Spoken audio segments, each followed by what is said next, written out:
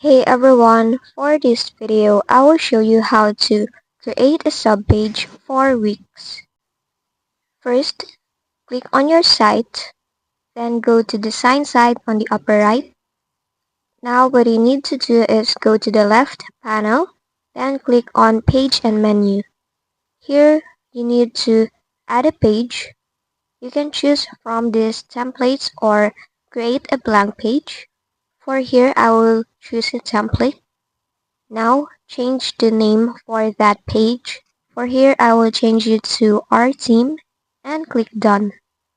Now what you need to do is to drag that page.